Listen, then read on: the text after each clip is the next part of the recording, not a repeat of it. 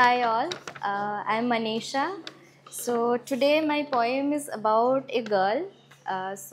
She had her ups and downs in life. So how she broke the boundaries and how she came out of it.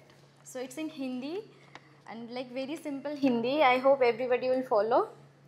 So चलिए it's rather a story. तो चलिए इस कहानी के और मेरे साथ जो कुछ ऐसा है। मेरी एक दोस्त है मेरी एक दोस्त है जो बेहद खुले सोच वाली और दिलदार हुआ करती थी। नाम उसका सपना है नाम उसका सपना है और उसके सपने भी काफ़ी ऊंचे हैं। पर अब वो शर्मा जी की बहू बन चुकी थी। मेरी एक दोस्त है सपना जो अब शर्मा जी की बहू बन चुकी थी। वो लड़की सपना, वो लड़की जो ऑफिस जाती थी, सबसे काबिल हुआ करती थी, आज वो गोल रोटियां बनाते बनाते अपने सपनों को गोल घुमा चुकी थी। डेडलाइन हो या फिर ब्रेनस्टॉर्मिंग सब में आगे रहने वाली आज आलू प्याज काटते काटते अपने अरमानों का गला घोंट चुकी थी। मेरी एक दोस्त है सपना जो अब शर्मा जी की बहू बन चुकी थी। उन पुराने रस्मों रिवाजों को निभाते हुए अपने ही पंख काट चुकी थी। घर परिवार का ख्याल रखते हुए खुद की ज़रूरतें भूल चुकी थी। वो खुद का अस्तित्व मिटा चुकी थी। मेरी एक दोस्त है सपना जो अब शर्मा जी की बहू बन चुकी थी। सपना से शर्मा जी की बहू बनने के सफ़र में अब तो काफ़ी वक्त हो गया है। सपना से शर्मा जी की बहू बनने के सफ़र में अब तो काफ़ी वक्त हो गया है। सुना है उसकी एक बेटी हुई है और सपना ने खुद की ख्वाहिशों को यूं दबाकर ज़िंदगी से समझौता कर लिया है। एक दिन मेरी मुलाकात सपना और उसकी बेटी से हुई। मैंने बातों बातों में उसकी बेटी से पूछा, तुम बड़ी होकर क्या बनोगी? तो उसने कहा, मैं तो बस माँ की तरह बनूंगी, घर के सारे काम करूंगी, सबकी ज़रूरतें पूरा करके यूं ही सबको खुश रखूंगी। और बस बेटी की इस जवाब ने सपना को हैरान कर दिया। उसके पाँव तले मानो ज़मीन खिसक गया। तब शायद उसे ये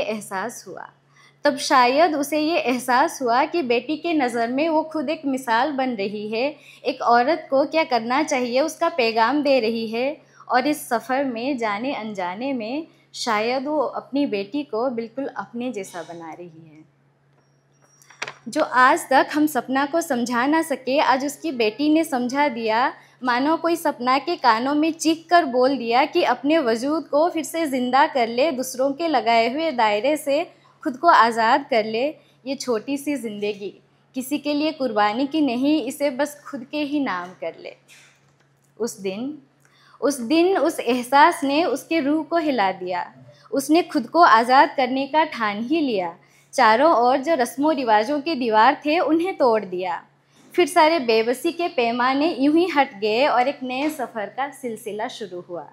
मेरी एक दोस्त है सपना जो शर्मा जी की बहू बन चुकी थी। उसे अपने सपनों की अहमियत का एहसास हुआ। अब सपना खुद की खोज में निकल चुकी है। आज फिर से ऑफिस जाती है, डेडलाइंस पूरे करती है, पर अब पहले जैसा नहीं। अब तो वो खुद को आजमाने लगी है, खुद की पहचान खुद बनाने लगी है, अपने दिल की सुनने लगी है और होठों पे मुस्कुराहट लाने लगी है। अब जब उसकी बेटी बोलती है मुझे माँ के जैसे बनना है, तो सपना को एतराज़ नहीं है, क्योंकि अभी वो जानती है, अभी वो बेबस नहीं है, अभी वो कमज़ोर नहीं है। अभी तो खुद का मान है और अभिमान भी, उसके अंदर करुणा है और लड़ने का ताकत भी। अभी वो समंदर की लहर के जैसे चंचल है और पहाड़ के तरह मजबूत भी। जो उसके दिल को भाए उसे अपना सकती है, जो रास ना आए उसे मिटा सकती है।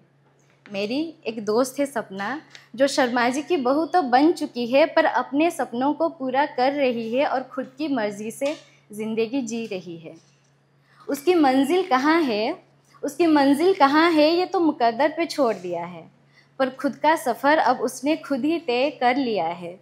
मेरी एक दोस्त है सपना, मेरी एक दोस्त है सपना, जिसने अपने सपनों को जीना सीख लिया है, जिसने अपने सपनों को जीना सीख लिया है।